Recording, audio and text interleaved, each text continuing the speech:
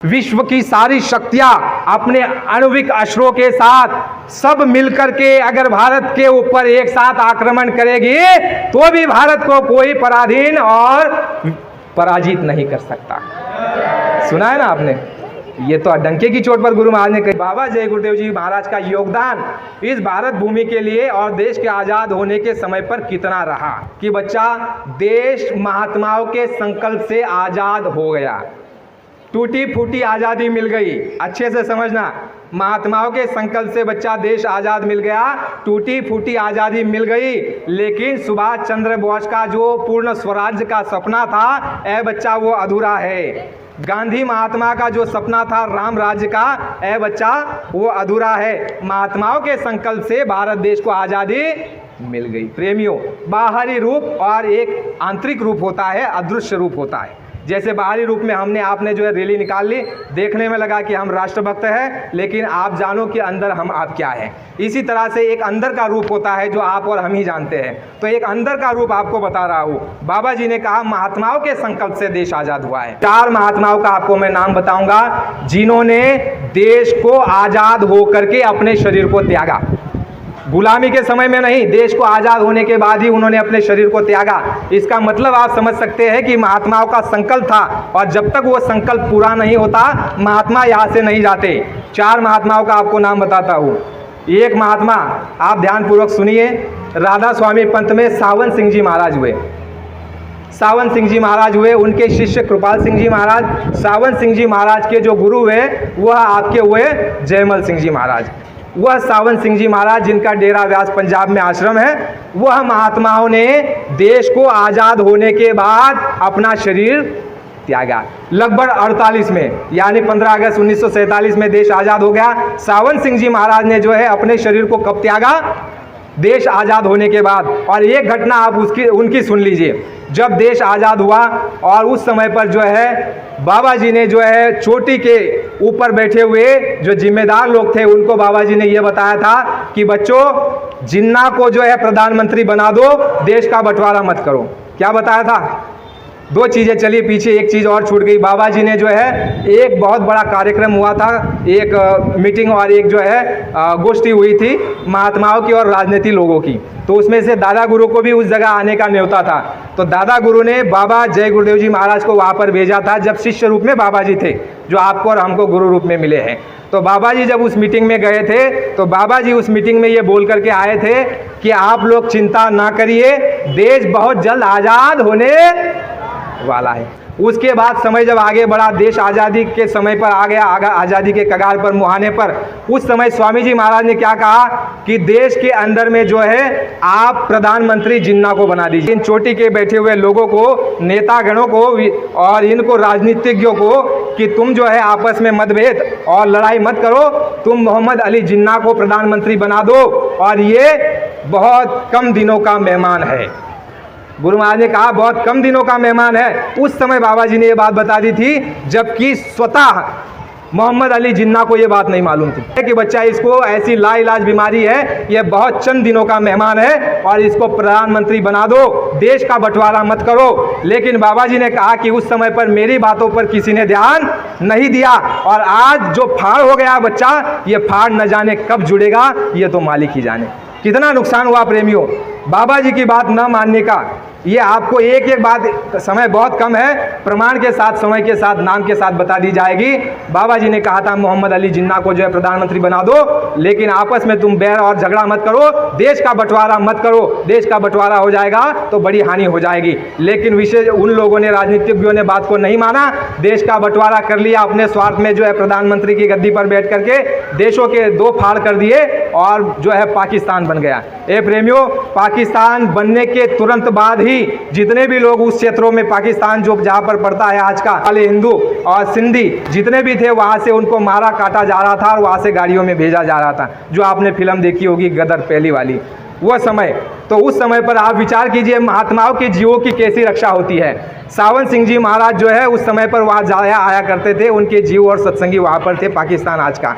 तो सावन सिंह जी महाराज को जो है जैसे गदर हुआ, मारकाट होने के बाद वहाँ से गाड़ियाँ यहाँ भेजी जाती, यहाँ से गाड़ियाँ वहाँ भेजी जाती। तो है प्रेमियों, महात्मा कितने दयालु होते हैं, इस पर आप जरा विचार करना। सावन सिंह जी महाराज को उसी समय जो है खून की पेशाब होना शुरू हो गई। क्या हो गया?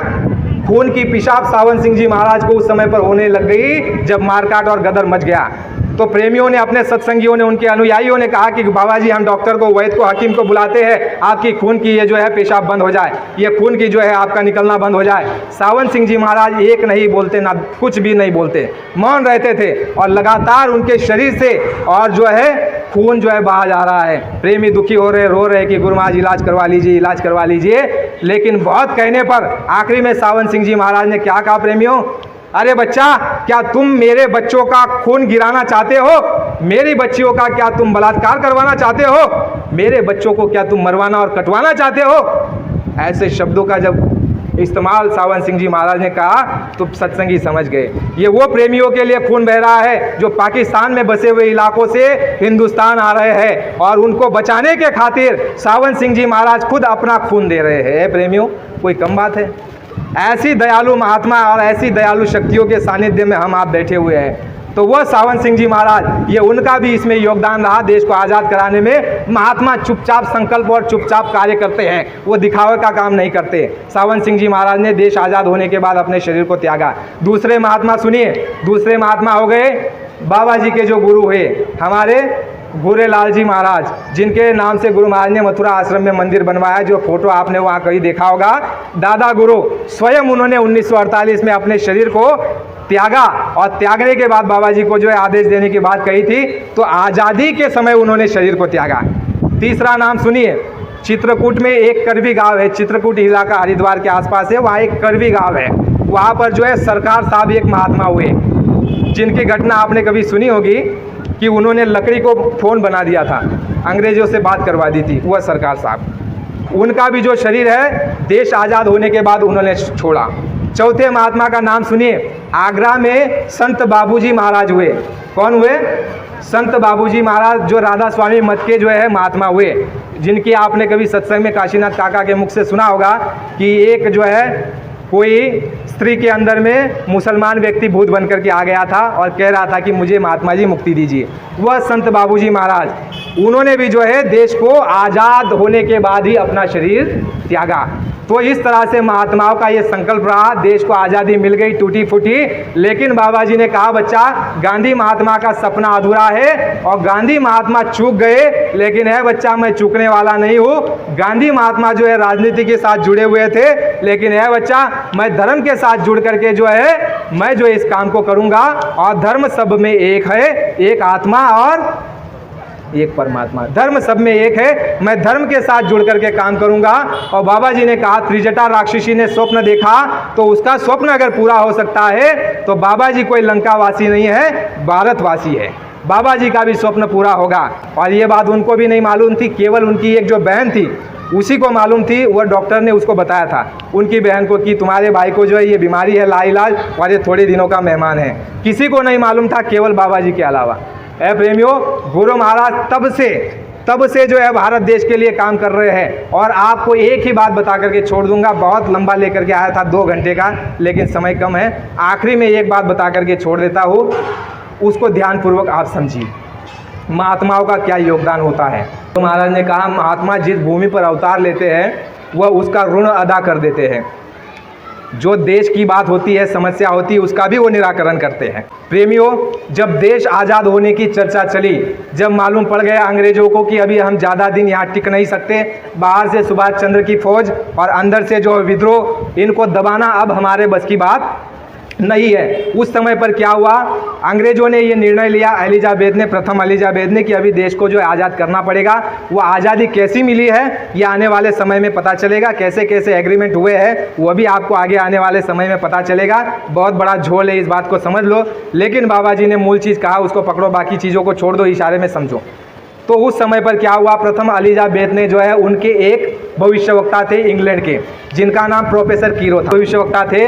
उनकी कही हुई भविष्यवाणियाँ 95 से 99% जो है सत्य साबित होती थी। तो वह ये जो है ज्योतिष गणना के वो भविष्यवक्ता थे, यानी ज्योतिष गणना जो भारत से विख्यात हुआ है। जो भारत में जो है हमारे ऋषि मुनि और हमारे जो ज्योतिष, हमारे ब्राह्मणों के पास वो ज्ञान रहा, कौन सा? नक्षत्र गणना का। और वह प्रोफेसर कीरो, वो आपके ही, आप महाराष्ट्रियन हो ज़्यादातर, आपके ही महाराष्ट्र बॉम्बे में कोई इलाका है, ब्राह्मण घराने से वो जो है उस शिक्षा को लेकर के गए थे। और इंग्लैंड में जब वो शिक्षा को लेकर के गए, जो जो बात उन्होंने कही वो सारी की सारी सत्य होती थी। तो इतने वो प्रख्यात हो गए और वह जो है प्रथम एलिजाबेथ के काफ़ी करीब थे, प्रोफेसर वक्ता और आपके ये कीरो। तो एलिजाबेथ ने प्रोफेसर को जो है पूछा, कीरो को, कि तुम मुझे ऐसा समय बताओ भारत को आज़ाद करने का, बहुत ध्यानपूर्वक आप सुनिए, तुम मुझे ऐसा एक समय बताओ भारत को आज़ाद करने का, जिस समय मैं भारत को आज़ाद करूं, ऐसा समय हो, ऐसा नक्षत्र हो और ऐसा जो है तारा गणना हो कि जिस समय मैं इसको आज़ाद करूं और थोड़े दिनों में ये दोबारा गुलाम हो जाए। बात समझ में आई? ऐसा कोई समय बताओ कि जिस समय मैं उनको आज़ाद करूं तो दोबारा कुछ दिनों बाद हम उसको आक्रमण करके गुलाम बना सके।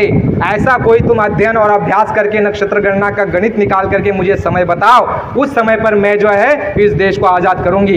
तो उन्होंने थोड़ा समय लिया। प्रोफेसर कीरो ने कहा कि मैं ऐसे कोई बात नहीं करता, मैं तारा नक्षत्र गणना का गणित करता हूँ और उसके लिए मुझे थोड़ा समय चाहिए। तो उन्होंने तारा नक्षत्र का गणित किया और थोड़े दिनों बाद एलिजाबेथ को बता रहे हैं, एलिजाबेथ को क्या बता रहे हैं कि महारानी, भारत का सूर्य बलवान है। सूर्य बलवान होने का मतलब भविष्य उज्जवल होता है। उसने कहा कि भारत का जो सूर्य है वो बलवान है और भारत का इतना सूर्य बलवान है, इसका भविष्य उज्जवल है और इस भारत को जो है कोई गुलाम नहीं बना सकता। लेकिन उसने ये कहा कि लेकिन अगर तुम 15 अगस्त 1947 की आधी रात को इसको आज़ाद करोगी, आज़ादी की घोषणा करोगी और ठीक 15 अगस्त 1947 से लेकर के 10 वर्षों के बीच में अगर भारत में कोई महापुरुष अगर खड़ा नहीं होता तो भारत दोबारा गुलाम हो जाएगा। प्रोफेसर कीरो एलिजाबेथ को बता रहा है कि मैंने गणित का मापदंड किया है और यह जाना है कि भारत का भविष्य अति उज्जवल है, लेकिन बावजूद इसके अगर तुम इस अर्धरात्रि को आज़ाद हुआ है देश, अर्धरात्रि को 15 अगस्त को 1947 को अर्धरात्रि को भारत को आज़ाद करोगी और उसके ठीक 10 वर्षों के भीतर में अगर भारत में कोई महापुरुष खड़ा नहीं होगा तो भारत दोबारा गुलाम हो जाएगा और ऐसे गुलाम हो जाएगा कि दोबारा भारत को कोई आज़ाद नहीं कर सकता। तो है प्रेमियों, 15 अगस्त सन 1947 ले लीजिए, 10 जुलाई सन 1952 कब बाबा जी ने काम शुरू किया? काशी से 10 जुलाई सन 1952 और पहला नामदान बाबा जी ने सन 1950 में दिया हमारे गुरु भाई विपिन बिहारी श्रीवास्तव को, पहला नामदान।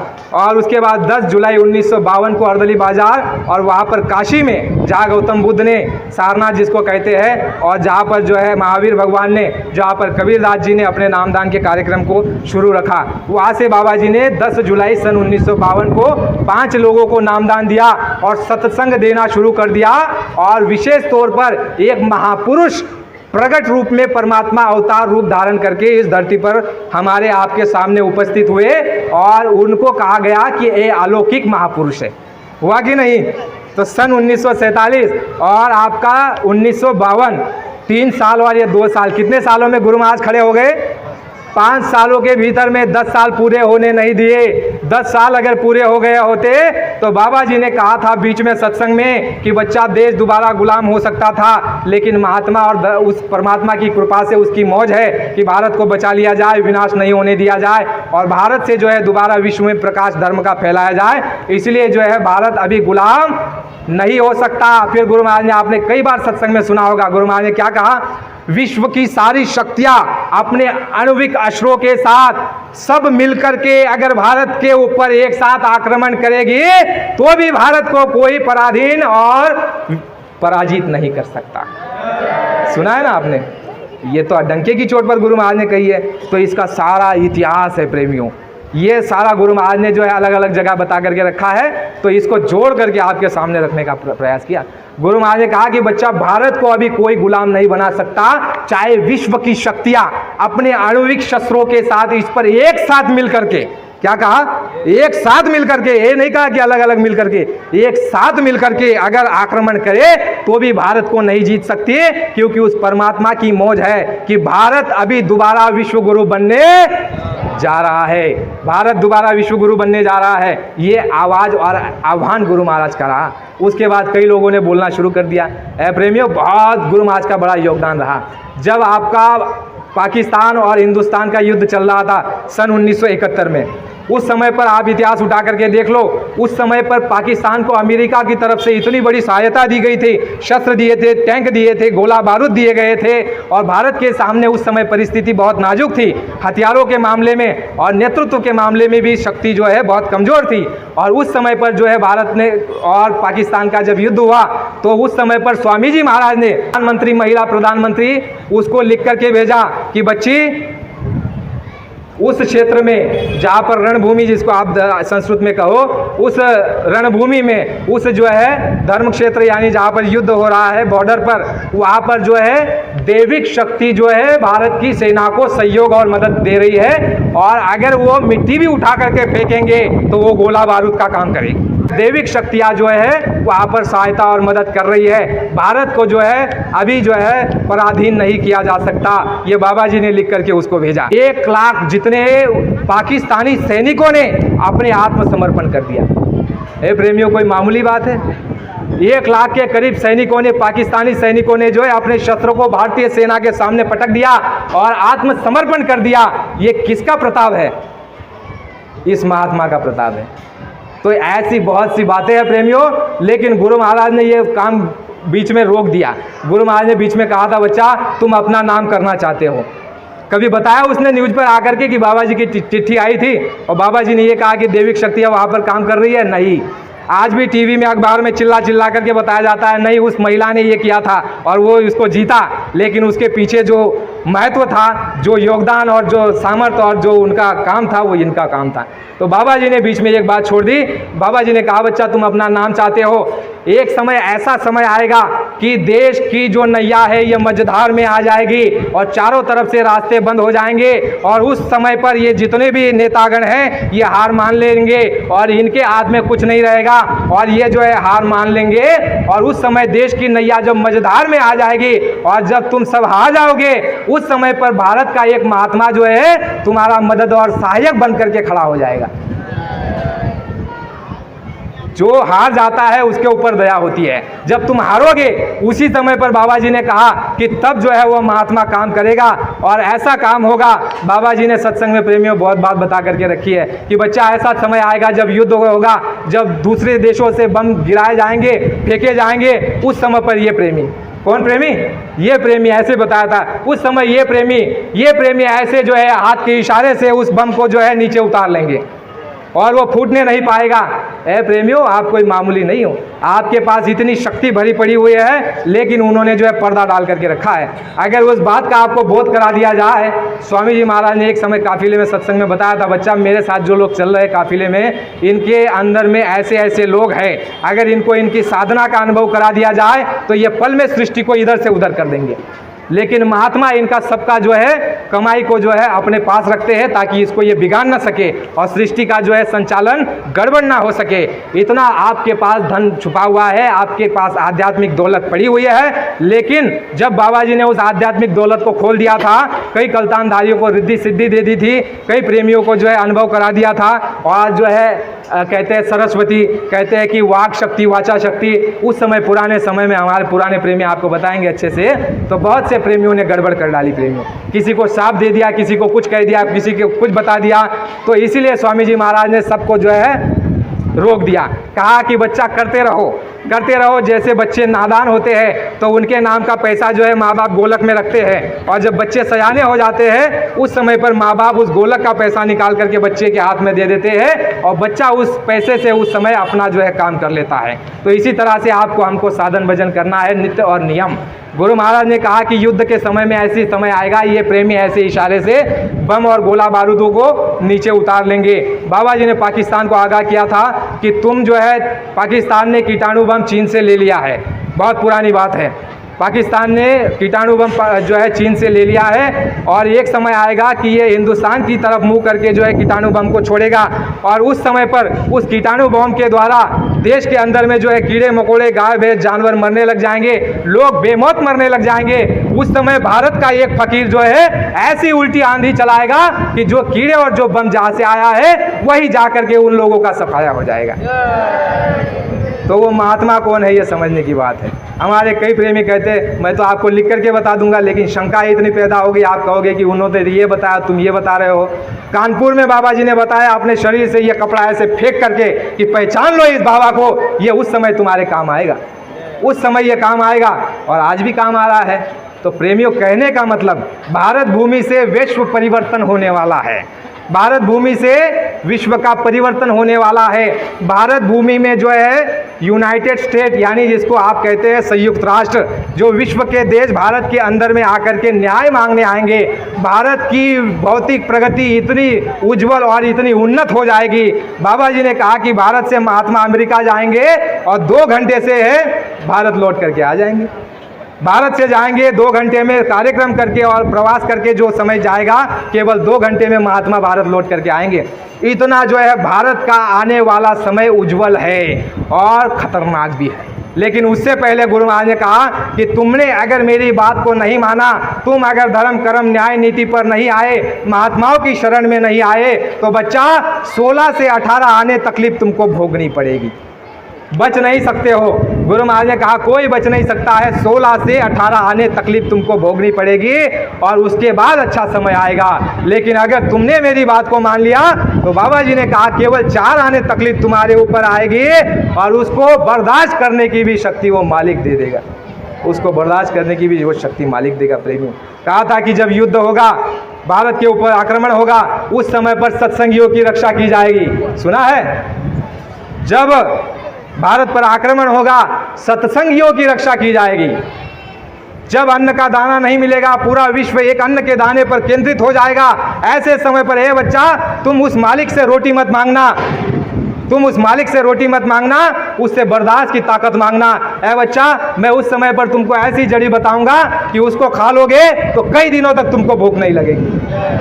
अरे प्रेमियों, तुम्हारे हमारे लिए सब कुछ गुरु महाराज ने करके रखा है। गुरु महाराज ने कहा बच्चा मेरा काम सब हो चुका है, केवल मैं समय की प्रतीक्षा कर रहा हूँ। जो समय की प्रतीक्षा राम ने की, कृष्ण ने की, सभी महात्माओं ने की, समय की प्रतीक्षा मैं कर रहा हूँ और जो है मैं देख रहा हूँ मेरी मेहनत विफल नहीं जाएगी। मुझे मेरे मालिक पर विश्वास है और अपने काम पर विश्वास है। मैंने जो मेहनत की है उसका फल तुम्हारे सामने आएगा। तो प्रेमियों, भारत का भविष्य बहुत उज्जवल है, लेकिन किसके लिए उज्जवल है? बाबा जी ने कहा कि अच्छे के लिए अच्छा समय है और बुरे के लिए बाबा जी ने कहा कि बहुत बुरा समय है। बाबा जी ने कहा कि तुम्हारी रक्षा कैसे होगी? ये कहा कि ऐसे परिवर्तन के समय में प्रेमियों, द्वापर के समय में जब इंद्र का कोप होने लग गया, इंद्र का कोप होते ही मूसलाधार बारिश शुरू हो गई, तो कृष्ण भगवान ने जो है सभी गांव वालों को कहा, ग्वाल वालों को कहा कि तुम एक काम करो, मेरे पीछे आ जाओ। और जो है गोवर्धन को ऐसे उंगली पर उठा लिया। कैसे? ऐसे उंगली पर उठा लिया। ग्वाल बालाओं को कहा कि तुम केवल जो है लठ लगा दो, केवल लठ इस पर लगा दो, श्रेय ले लो। उठा तो मैंने है लेकिन तुम श्रेय ले लो। ग्वाल वालाओं ने जो है अपनी लठ लगा दी और जिन्होंने भी उनकी बात मानी, जिनको उन पर विश्वास था, वो सारे जो है गोवर्धन पर्वत के नीचे आ गए।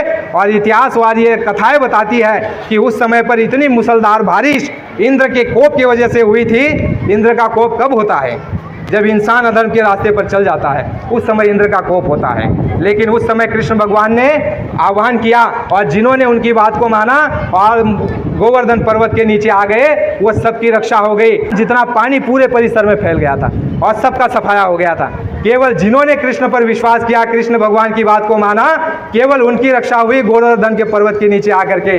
इसलिए यह प्रेमियों, छत्र छाया, ये छत्र छाया इशारा है, महात्माओं की छत्र छाया में आ जाओ। आप और हम तो महात्माओं की छत्र छाया में बैठे हैं, लेकिन लठ लगा रहे हैं कि नहीं लगा रहे हैं? लठ लगाने का मतलब ये होता है कि जो गुरु महाराज का काम है उसमें अपना योगदान देना, श्रेय ले लेना। गुरु महाराज ने कहा बच्चा मैं तो भूतों से काम करा सकता हूँ, पेड़ पौधों और पंछी से काम करा सकता हूँ, लेकिन अगर पिता के पुत्र को अगर नाम हो जाए तो पिता को ज़्यादा खुशी ज़्यादा होती है। तो वो चाहते हैं कि आपको और हमको श्रेय मिल जाए। इसलिए हमको आपको प्रेमियों सब कुछ समझते रहना है। राष्ट्र प्रेम प्रथम है। राष्ट्र प्रेम, मातृ पितृ प्रेम, समाज से प्रेम, सभी जाति आपस में मेल जोल के साथ, किसी के साथ बैरभाव नहीं, लड़ाई नहीं, झगड़ा नहीं, हिंदू मुस्लिम का वाद विवाद नहीं, ये पंथ तुम्हारा, ये पंथ हमारा, ये भेद नहीं।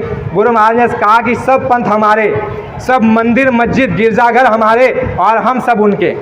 गुरु महाराज ने किसी प्रकार का कोई भेद नहीं रखा प्रेमियों। इनके विचारधाराओं को आप समझ लीजिए, बहुत ऊंची और बहुत उत्तम विचारधारा गुरु महाराज की है, इसको आप समझते चलिए प्रेमियों। इसी के साथ दो शब्दों को यहाँ विराम दिया जाता है और भूख चूक की आप सभी से माफ़ी चाहते हैं। आप अपना भाई बच्चा बालक समझ करके, अगर कोई भूल चूक हो गई हो तो आप हमें जो है अपना भाई समझ करके माफ़ करते जाएंगे, और जो सेवा हुई उसको आप संगत स्वीकार करें। और कहते हैं कि संगत गुरु का रूप होती है, तो मालिक भी उसको स्वीकार कर लेंगे। अंत में बड़े प्रेम प्यार से मालिक के नाम का उच्चारण करेंगे। और प्रेमियों, ये जो भारत का झंडा है त्रिरंग का, ये राष्ट्र ध्वजा है, और ये जो सफ़ेद झंडा आप देख रहे हो ये धर्म ध्वजा है। प्रेमियों, ये धर्म ध्वजा है और ये पूरे धर्म में जो है पूरे विश्व में ये फैलेगी। गुरु महाराज ने कहा हुआ है, गुरु महाराज ने ये कहा हुआ है कि जन जन की जुबान पर जब जय गुरुदेव आएगा तभी सच्ची स्वतंत्रता का आनंद पाएगा। तुम कर्म धर्म अपना भुलाए हो, यही नाम अब भूले हुए को राह बताएगा। सच्ची स्वतंत्रता का आनंद आपको तब आएगा, अभी स्वतंत्रता का सच्चा आनंद नहीं है। और किसके द्वारा आएगा? जय गुरुदेव नाम के द्वारा। तो हमारा धर्म ध्वजा जय गुरुदेव। इस